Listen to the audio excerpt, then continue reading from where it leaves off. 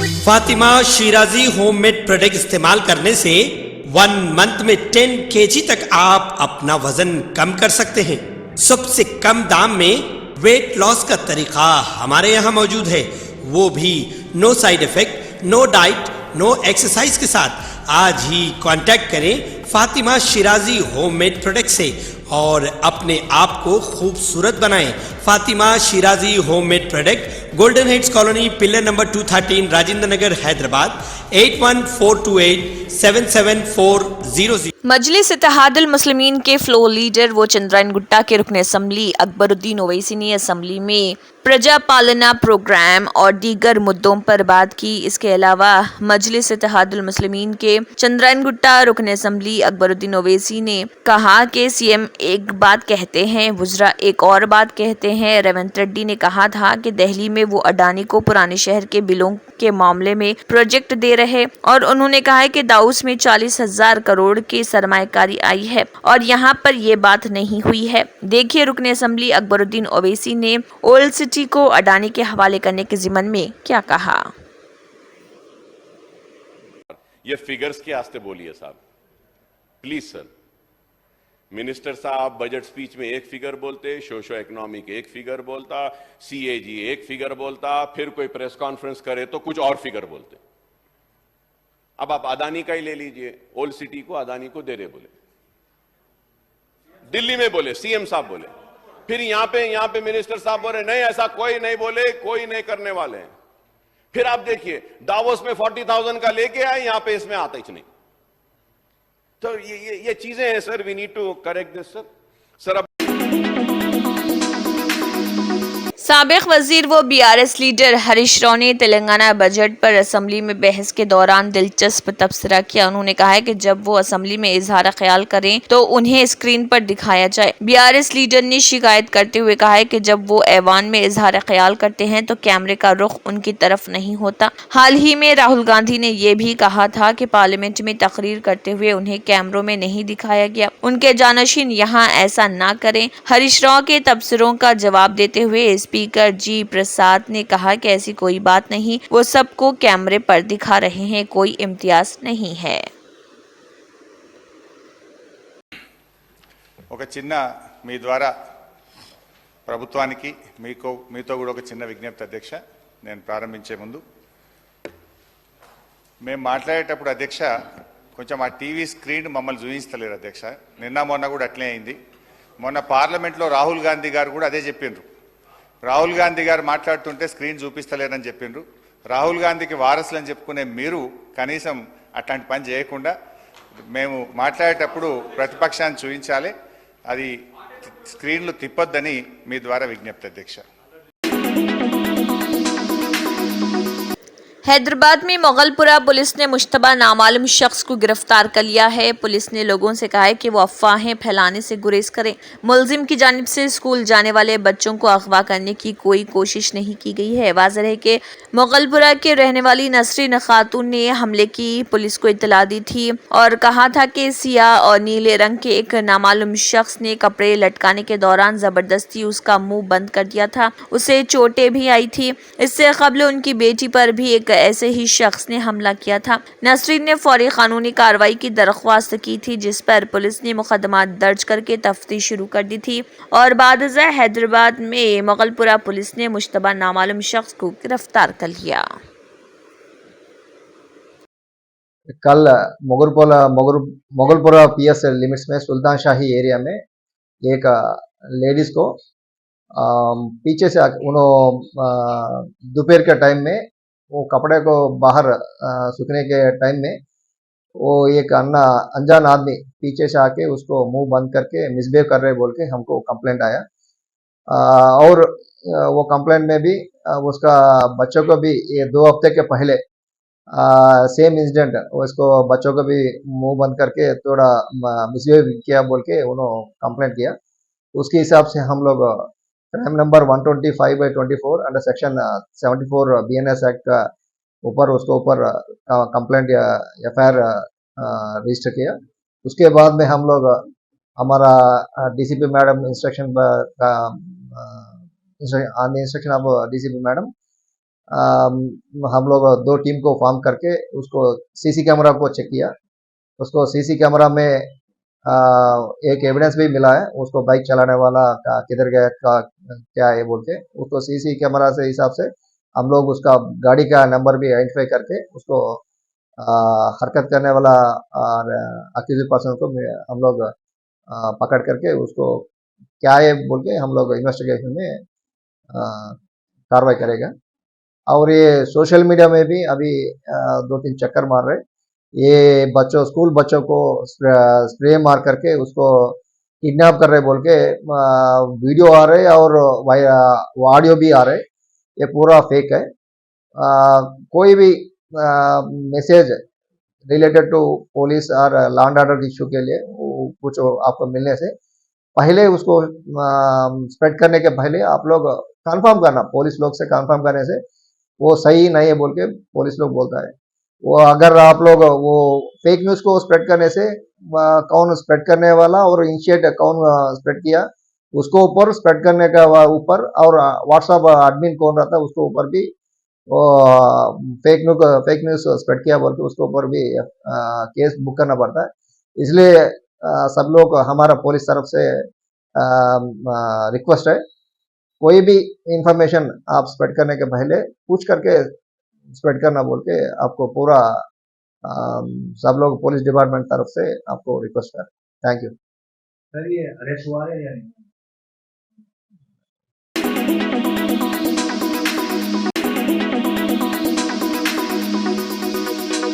शहर के मज़ाफ़ात में चोरी का अजीब और गरीब वाक़या पेश आया। अक्सर आपने देखा होगा कि चोर कहीं चोरी की गर्ज से दाखिल होते हैं तो जो हाथ लगा लेकर चले बनते हैं, लेकिन हम आज आपको एक ऐसे चोर के बारे में बता रहे हैं जो आया तो था चोरी करने, लेकिन होटल की हालत देखकर 20 का नोट होटल के काउंटर पर रख कर चला गया। ये वाक़या हैदराबाद के मज़ाफ़ाती इलाके महेश्वरम में पेश आया, जिसका CCTV फुटेज अब सोशल मीडिया पर वायरल हो रहा। पूरा मामला ये है कि एक नकाबपोश चोर महेश्वरम MRO ऑफिस के करीब वाक़े होटल यानी खाने की मेस में चोरी करने की गर्ज से रात देर गए दाखिल हुआ। उसने काफी तलाशी ली लेकिन उसे कुछ नहीं मिला, न पैसा न कोई कीमती शय, जिस पर चोर ने फ्रिज से एक पानी की बोतल ली और काउंटर पर 20 रुपए रख कर चला गया। जाने से पहले उसने CCTV कैमरे की तरफ देखते हुए इशारों में कहा कि उसे कुछ हाथ नहीं लगा, उसे खुद उनकी हालत पर रहम आ रहा, लिहाजा उसे कुछ नहीं चाहिए। वो पानी की बोतल ले रहा है और उसके पैसे काउंटर पर रख कर जा रहा। ये वीडियो वायरल होने के बाद सोशल मीडिया पर लोग तरह तरह के तबसरे कर रहे। कोई कह रहा कि ये एक रहमदिल चोर था।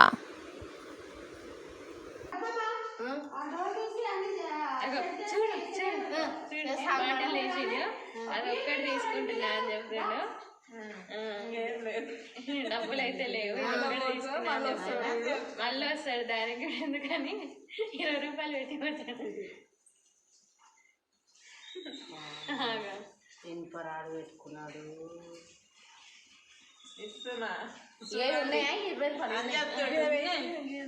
అవును వీటి మీద వీడి ఫింగర్ ప్రింట్స్ ఉంటాయి కదా, అంత ఫింగర్ ప్రింట్ల వరకు ముందు వాడింటాడు కదా, అరే అంతకుముందు 20 రూపాయలు పెట్టుకొని ఉంటాడు కదా, వాడు గ్లౌజులు పర్సులో 20 రూపాయలు పెట్టుకునేది అయితే వాడే కదా. మన పోలీసులు అంత బాగా చేసి ఇంటికి వస్తారు కానీ మర్డర్ కేసు అంత పెట్టేసిన చూసుకో, వాటికి పైసలు పెట్టేసిన చూసుకోండి, వాటికి టవల్ రోడ్ మీద వేసినట్టున్నా సువర్ణకు తెచ్చేసింది, అడగాల వచ్చినాక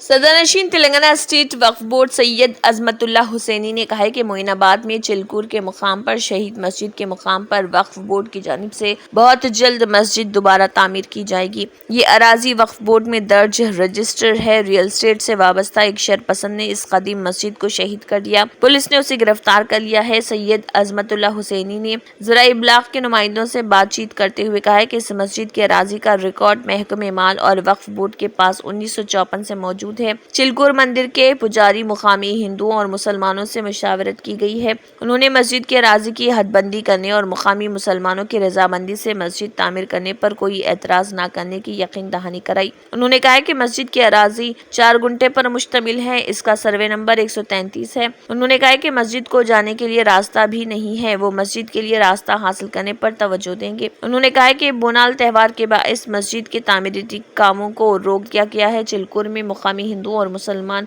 मिलजुल कर रहते हैं। इस इलाके की गंगा जमुना तहजीब है। उन्होंने कहा कि मुकामी हिंदुओं और मुसलमानों ने उनसे दरख्वास्त की कि वो चंद यौम तक मस्जिद की तामीर का काम मौखर कर दें। उनकी इस अपील पर आर्जी तौर पर तामीरी कामों को रोक दिया गया है। उन्होंने कहा कि साबिक चीफ मिनिस्टर के चंद्रशेखर राव ने अपने दौरे हुकूमत में वक्फ बोर्ड के रिकॉर्ड रूम को ताला डाल दिया था। वो कलेक्टर से मुलाकात करके इस रिकॉर्ड रूम का ताला खुलवाने और इसकी हिफाजत की जिम्मेदारी वक्फ बोर्ड को हवाले करने के लिए तवज्जो दिलाएंगे। इस सिलसिले में जल्द इक़दाम किए जाएंगे। शहर हैदराबाद के टप्पा चबूतरा पुलिस स्टेशन हुदूद में पुलिस की जानिब से स्पेशल ड्राइव के तहत गाड़ियों की चेकिंग प्रोग्राम मुनक्किद की गई। इस दौरान रात के औकात में ट्रिपल राइडिंग, फोन पर बात करते हुए गाड़ी चलाने और पुलिस ने बगैर नंबर प्लेट वाली गाड़ियों को कब्जे में ले लिया और उन्हें इंतबाह भी दिया गया और कई गाड़ियों पर चालानात भी आयद किए गए।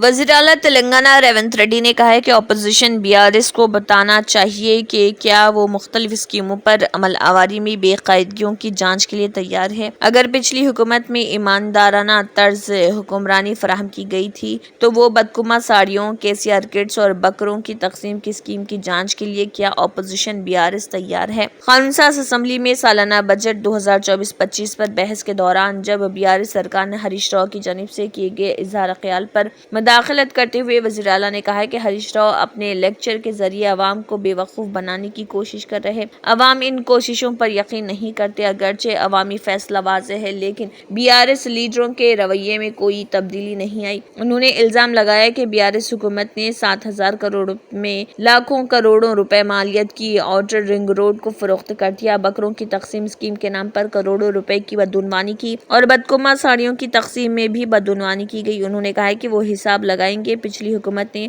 हजारों करोड़ की कितनी अराजियत फरोख्त की है। उन्होंने इल्जाम लगाया कि पालमूर प्रोजेक्ट 20 लाख करोड़ रुपए खर्च करने के बावजूद मुकम्मल नहीं हुआ। उस वक्त की हुकूमत ने रंगारेड्डी जिले को नजरअंदाज किया। रंगारेड्डी जिले बंजर इलाके में तब्दील हो रहा। दरियाए गोदावरी का पानी समंदर में जाय हो रहा। क़ब्ल-ए-ज़े हरीश राव ने बजट पर बहस का आगाज किया और इल्जाम लगाया कि बजट तखमीना जात गैर हकीकी हिसाब किताब से भरा हुआ है। उन्होंने कहा कि बजट जिसमें पॉलिसी फैसलों का इंकशाफ होना था, अपोजिशन पर इल्जाम तराशी पर ज्यादा तवज्जो दी गई। वजीर फाइनेंस मल्लू भट्टी विक्रमार्का ने दोहरा रवैया अख्तियार किया। ये नहीं कहा जा सकता कि पिछली हुकूमत हर लिहाज से नाकाम रही, लेकिन फीकस आमदनी में इजाफा, रियासती मजमूई पैदावार में इजाफा और फसलों की पैदावार में इजाफा उनकी हुकूमत के मुस्बित फैसलों की वजह से है। उन्होंने तनकीद करते हुए कहा कि महसूलात खास तौर पर एक्साइज टैक्स और मरकजी हुकूमत की स्कीमों के मामले में रियासती हुकूमत के हिसाब किताब हक़ाइक़ से बहुत दूर है। उन्होंने एतराज किया कि हुकूमत ने फसलों के कर्ज की माफी के मामले में मुकम्मल रकम मुख्तस नहीं की और गुज़िश्ता दिसंबर से इस साल जुलाई तक सूद की अदायगी के लिए किसानों से ख्वाहिश करना दुरुस्त नहीं। इस मौके पर वजीर फाइनेंस मल्लू भट्टी विक्रमार्का ने मदाखलत की और कहा कि पिछली हुकूमत के 10 साल के दौरे हुकूमत में मईशत तबाह हो गई। उन्होंने कहा कि मुलाजमीन को तनख्वाहें नहीं मिल रही थी, हुकूमत अब हालात बेहतर कर रही। उन्होंने हरीश राव पर अवाम को गुमराह करने की कोशिश करने का इल्जाम लगाया।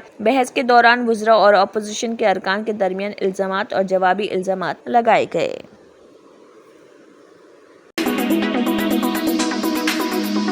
हैदराबाद के KPHB कॉलोनी में कुतुबुल्लापुर से मूसापेट जाने वाली एक कार में शॉर्ट सर्किट के बाइस आग लगने का वाकया पेश आया। ताहम ड्राइवर की होशियारी के सबब एक बड़ा हादसा टल गया और ड्राइवर महफूज रहा। इस वाकये ने आसपास के लोगों को खौफजदा कर दिया क्योंकि एक ट्रैवल एजेंसी से ताल्लुक रखने वाली स्विफ्ट डिजायर कार से आग के शोले भड़क उठे थे। ताहम इस दौरान कोई जानी नुकसान नहीं हुआ, अलबत्ता कार जलकर खाकिस्तर हो गई। इतला के के साथ ही पुलिस वहां पर पहुंच गई और हालात का जायजा लिया और आग को काबू कर लिया गया। बादशाह पुलिस ने केस दर्ज कर लिया और तहकीकात शुरू कर दी।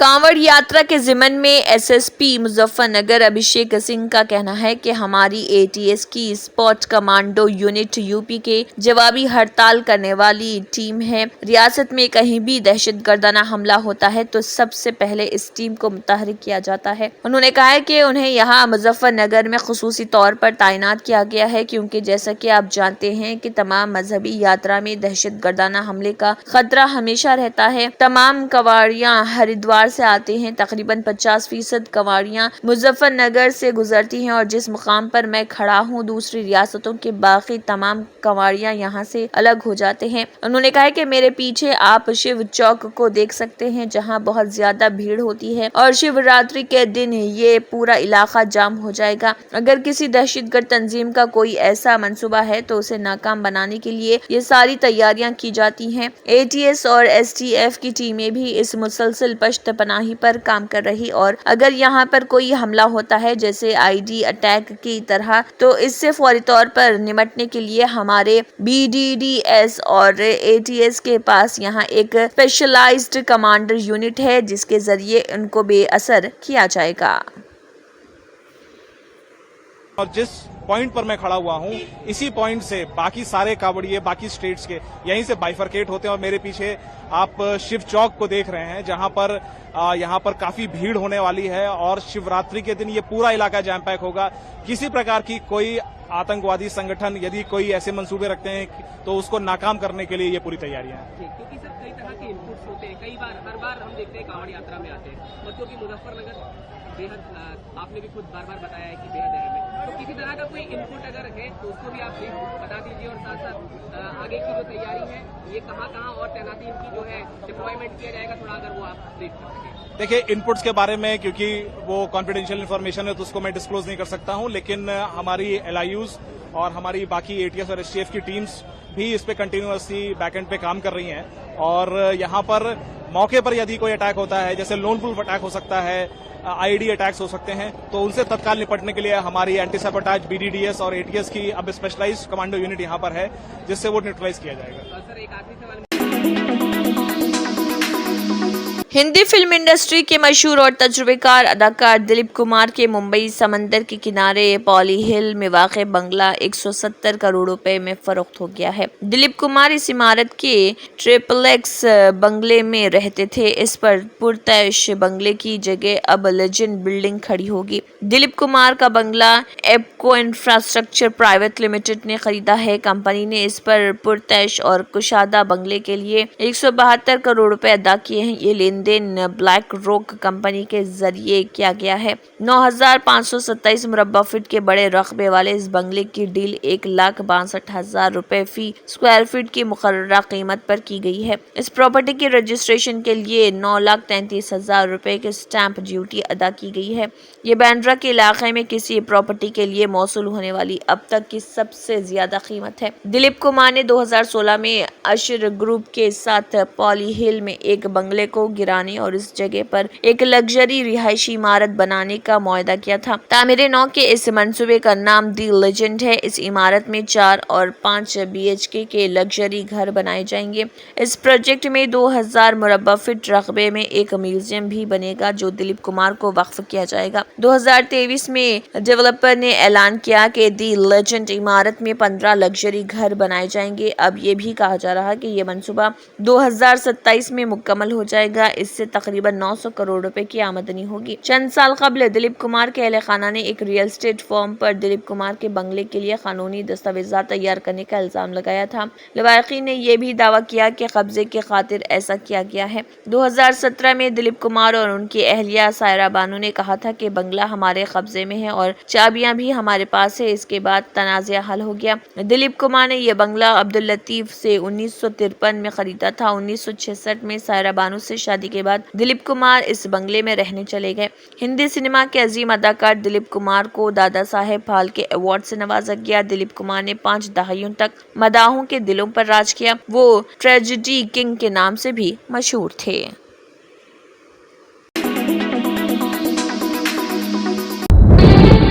तंत्र मंत्र यंत्र के सम्राट बाबा आजम खान बెంగాలీ 100% లాభం గ్యారెంటీతో పాటు. కొన్ని కారణాల వల్ల మా వారి కంపెనీ బంద్ అయింది. పిల్లల స్కూలు, ఇంటి ఖర్చులు ఏం చెయ్యాలో అర్థం కాలేదు. అప్పుడు మేమిద్దరం బాబా ఆజం ఖాన్ బెంగాలీని కలిసాం.